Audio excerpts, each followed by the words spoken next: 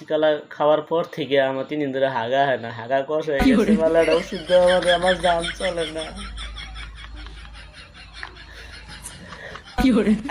এটা সত্যি অস্বস্তিকর হতে পারে।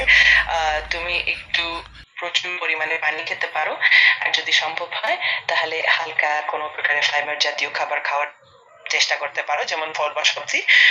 যদি সমস্যা বেশি হয় তাহলে অবশ্যই কোনো ডাক্তারের পরামর্শ নেওয়াই ভালো। আশা করি তাড়াতাড়ি সুস্থ হয়ে যাবে। ডাক্তারের কাছে গেছিলাম, ডাক্তার তোমার কথা কয় চ্যাট জিবির সাথে যোগাযোগ করো, হ্যাঁ তোমার ভালো ওষুধ দিব। তোমার কাছে কি ওষুধ আছে যদি হাগাটা তাড়াতাড়ি ক্লিয়ার হয়ে যায়? আমার পেটের মধ্যে অস্বস্তি লাগতেছে, আমার হাগা হয়েছে, হাগা হয় না। আমার একটা বালা দিকে একটা ভাইটামিন কিনা অ্যান্টিবায়োটিক 10-15টা ওষুধ তাহলে দেও।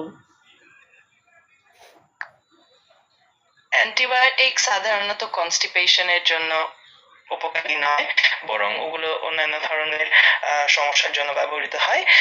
তুমি একটু হালকা কিছু ফাইবারযুক্ত খাবার, যেমন পাকা কলা, পাকা পেয়ারা বা একটু গরম পানি খেতে চেষ্টা করো।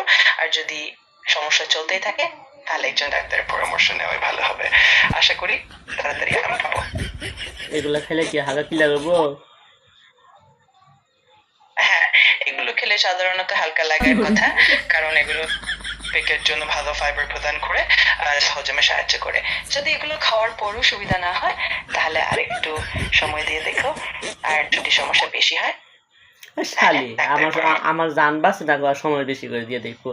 আমার জান বাঁচতেছে না, হাগা ক্লিয়ার হইতেছে না, ভালো দিকে ওষুধ দিব, আমার পরামর্শ দিতেছে খাচ্ছ। ঠিক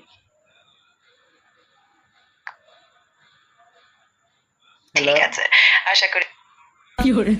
Hey there, I hope you're doing well. If there's anything else I can do for you, just let me know. It's talking loud, teach me who hand teach this Shali.